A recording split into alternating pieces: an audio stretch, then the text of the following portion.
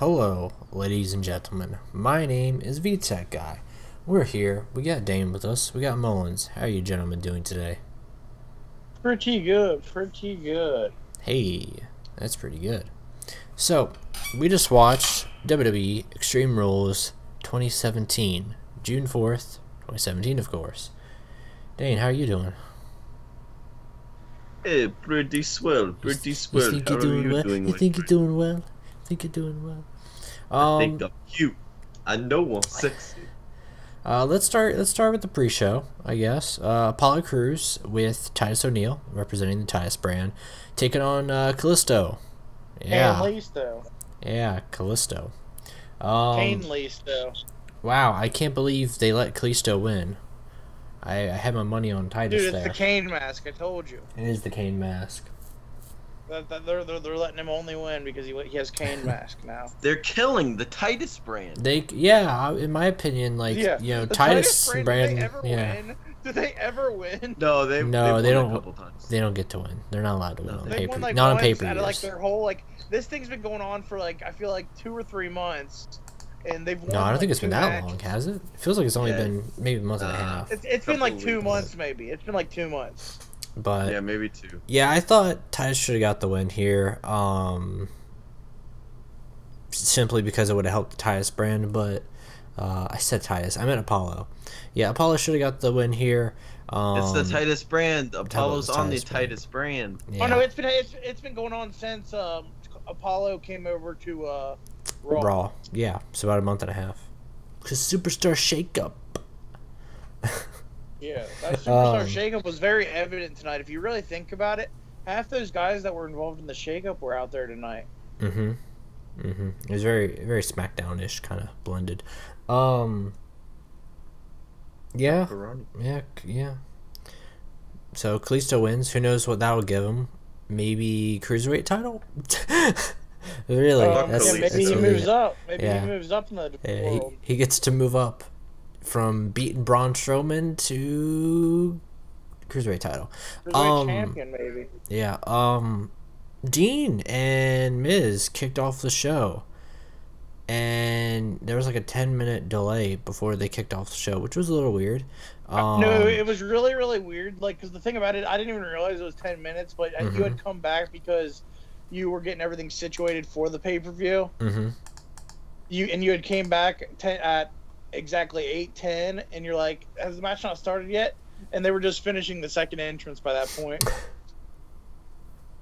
And I was like, no, and I didn't even realize it was 10 minutes, but literally 10 minutes to just hype this show and get the 2 first guys out there. And Raw. There was a weird Raw promo. But hey, maybe Raw will be like the start of the summer, so that'll be cool. That'll be fun.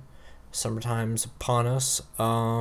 Miz wins cleanly. I see. Title. Cleanly. The whole DQ. What the heck? That's crazy. That was gonna be the way the title.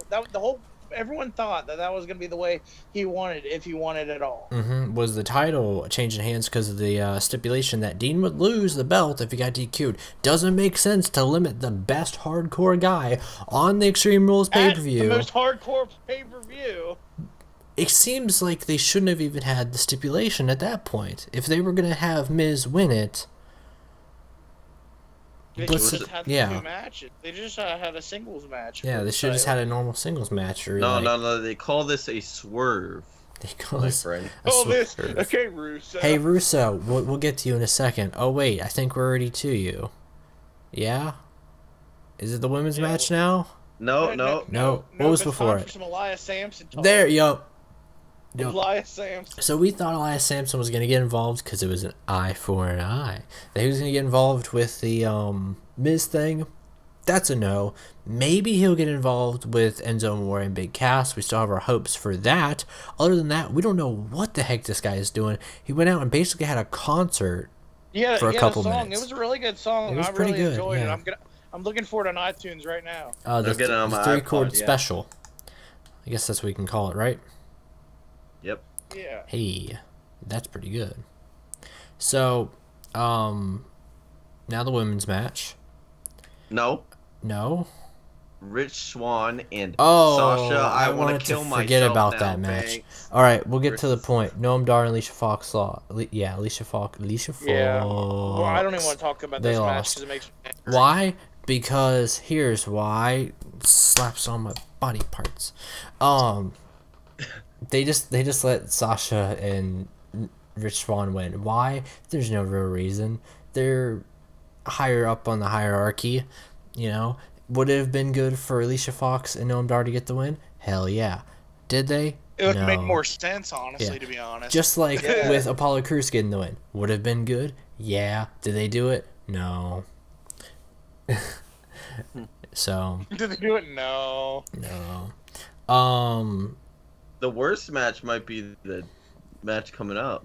Yeah, the women's the kendo stick on a pole match. Was this match like literally like 2-3 minutes long? Yeah, it wasn't that 5 minutes long. and 10 seconds. Alexa There's Bliss no way it lasted 5 beat minutes. up the There's female no version way of it was Eugene. Yeah, With a kendo stick, and Jay Leno she with a retains the belt. ponytail. So we're hoping that the come off of this match is Nia? Question mark? I want to see. I want to see So, Alexa come out tomorrow and be like, "Hey, I'm the greatest. I beat everybody." And then Nia looks at her and with not the like microphone most says, "Not girls. everybody." Hey, oh, they take what they've been given. Yeah. So, yeah. Yeah, that's the shortest match in the card too, at 5 minutes. Yeah, it wasn't crazy. Well, it was a stupid. It was a stupid stipulation of, like, for being Extreme Rules. There was a lot of really stupid stipulations tonight. Yeah, the highlight of the Extreme Rules, you guess you could say, would be the steel cage. Yeah. In terms of like stipulation that match. main event was pretty good. Yeah, but it wasn't like that hardcore though. No, the Neville and Austin Aries stuff was really good. But as a wrestling match, it was probably it was good for a non-Extreme Rules pay-per-view. Like if that was at like a random regular pay-per-view, that would have been a great match. Yeah. I still think it was match of the night, even if it wasn't that hard. I'll give it that. Yeah, I'd agree with you there. We were kind of worried of it being the co-main event. We thought it was going to be the cool-down match, but it wasn't. So then we have the Hardys taking on Cesaro. Sheamus and Cesaro get the belts back because Jeff Hardy escaped. But here's the twist here. Here's what doesn't make sense. I remember most of these you could pin or submit the person There was no referee in the ring this time. to get the victory. However, you and your partner had to escape. Does that make much sense? No. I'll tell you why. WWE 2K17. Because they have this little thing. I think they still have it in this game. At least I remember in the older games where it was like that with the 2v2. You had to escape with your partner, or one of you would be left in there. He'd get the crap beat out of you, and then both of the enemy teammates, I don't want to call them teammates, but they leave. That's pretty much what happened here. Jeff left. Matt was still there, kind of hinting that maybe something's going to happen on Raw. But Sheamus and Cesaro beat the ever-living crap out of Matt Hardy. Jeff Hardy gets to the top, takes off his shirt, by the way, does a little swanton bomb because, hey, why wouldn't he? No, it wasn't a swanton bomb. Oh, yeah, it was just a dive. It was his Whisper in the Wind. Whisper in the Wind. It was Whisper in the Wind, yeah. But even with that, Cesaro kept on beating the crap out of both of them, and they escaped before Matt and Jeff could. Because Matt had to drag out Jeff, and Matt couldn't drag out Jeff. So that's alluding to something. And it was a really quick thing, because Matt thought that they won, but they didn't, and he was going nuts. Yeah, so that's interesting. Could we finally get it tomorrow? Could we finally get it tomorrow? We've waited since WrestleMania. Could we finally get it tomorrow? Who knows? But I'm kind of on the fence though with I like it. I think it's the smart move. I don't like them as a tag. I don't like them with the tag team belts because I think they're both better individually. Have the Cesaro, one hell of a wrestler, and Sheamus, one hell of a heel. I'll say that. I'm not crazy about Sheamus in the ring, but I think he's a hell of a heel and a hell of a brawler. Cesaro, he needs to go hell of a bald wrestler, again. but Sheamus just needs to shave that shit off. Yeah, especially now that he's teaming with Cesaro, I think. Yeah, Cesaro, two bald dudes. They'd work. Two bald dudes. Matt and Jeff, though, I would have had them, rather retain it unless there's a payoff. Hopefully there's a payoff. But after that, Cruiserweight title time. Wow, it was a heck of a match.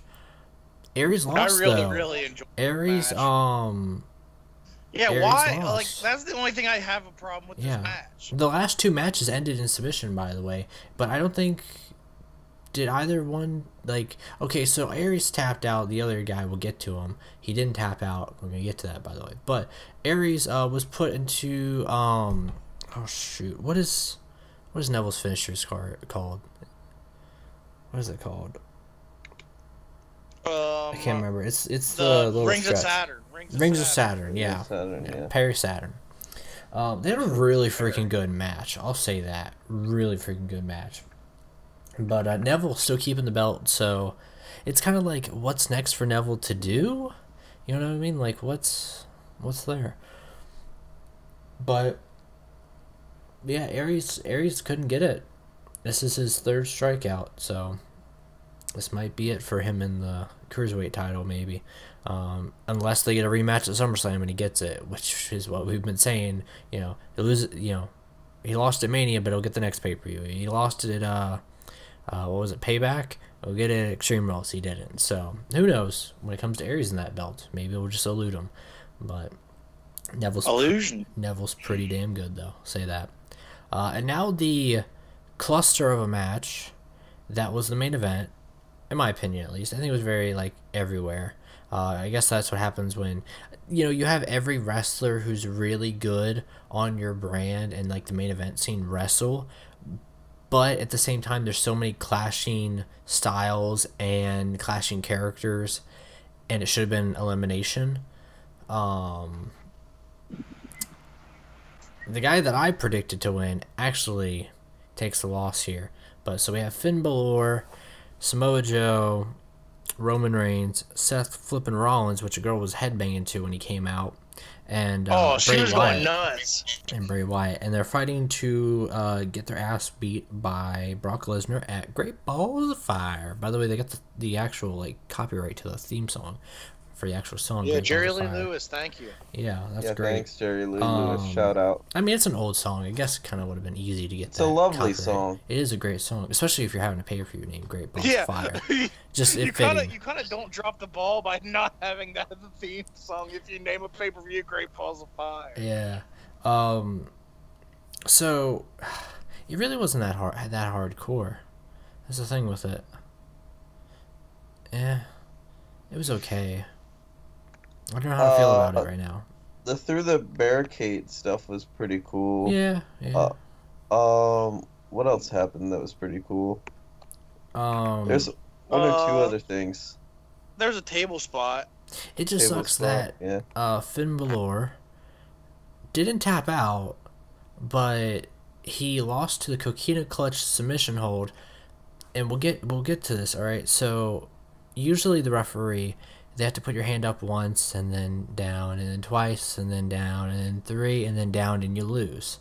No, I think it's one in real life though. The thing about it is it's one in in everything else it's one. And then but for WWE they did it 3 times just for that theatric of it. Yeah. It went down once, it went down twice. Oh, is it going down 3? No, it's up. Yeah, so I guess they changed the rules on us, guys. They changed the rules on us. They just changed the way they present things. Yeah, at the very end. At the end of, a very clustery match with 5 guys. They're very talented. They have Samoa Joe get the win by submission on Finn Balor, who's not in demon form, by the way. That is one thing to say. This is his first pay-per-view return since he got the Universal title. Wasn't even he's undefeated as the demon on pay-per-view. Yeah. Maybe that was the plan. Yeah. They're only going to put him in the demon stuff if he's going to win. So he passed out. So Samoa Joe is a heel, but he'll be taking on Brock Lesnar, who's oddly enough a heel. So who knows what's going to happen there. In all Mullins, how you feel about the pay-per-view in total?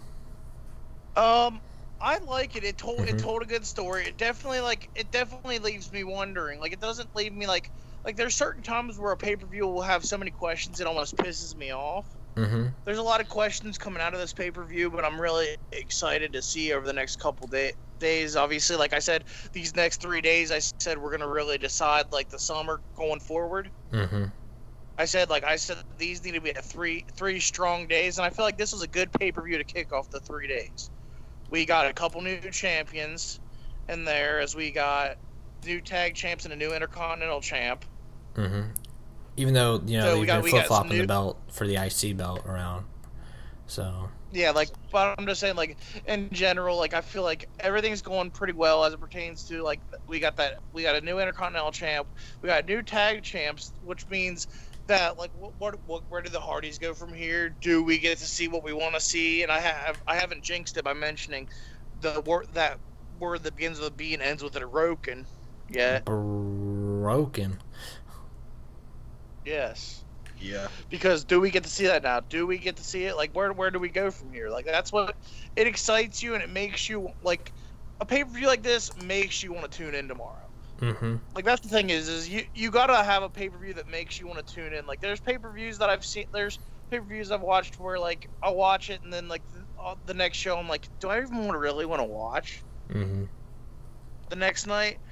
But then, like, this one, it makes you want to see what happens in the continuation of the stories going forward tomorrow, and then it makes you want to see where the other brand, SmackDown, goes on Tuesday. And what would you give it?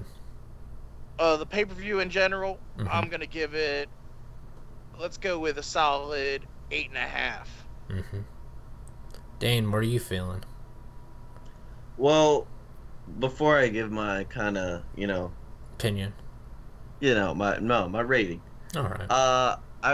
I would want to say, like, if you want to watch this, in my opinion, I would fast forward the Sasha Banks match, fast forward the Alexa Bliss match, because those two matches they felt very. I don't like Sasha Banks, so maybe I'm biased on that one, but that match still didn't feel special to me. It still didn't feel special to me, like, even taking biased out of it, it still didn't feel special. And then I like Alexa Bliss, I like Bayley, but the match was just it was bad.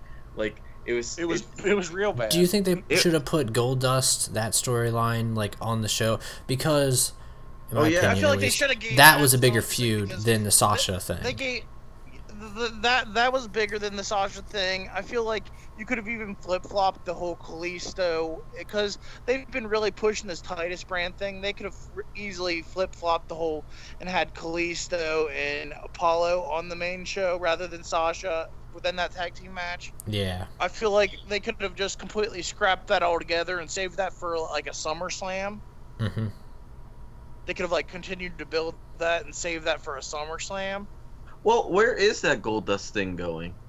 Yeah, that's what I want to know. Yeah, like, I guess it's just going to SummerSlam. All they ran is SummerSlam pre-show. Vignettes for Goldust, and then during the second vignette, they basically had R-Truth interrupt with a video.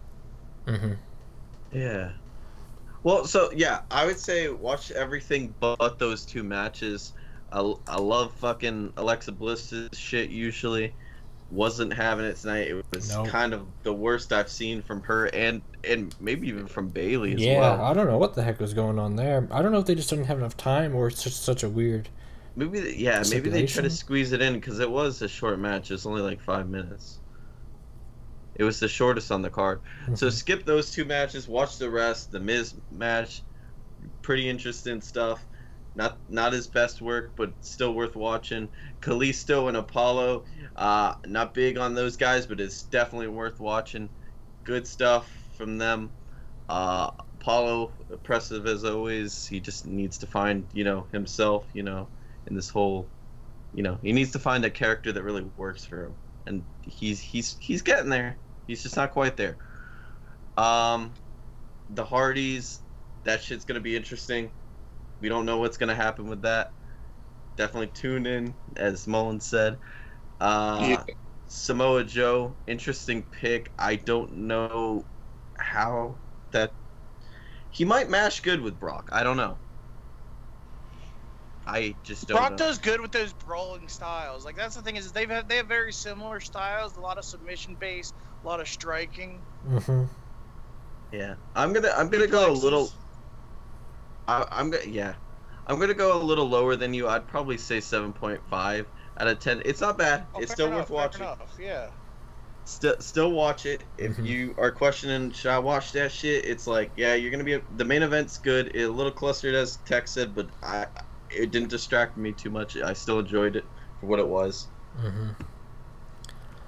Good shit. I'm kind of leaning towards your way, Dane, though, on this one, but I have to go even lower than you. I got to hit a 7 on this one.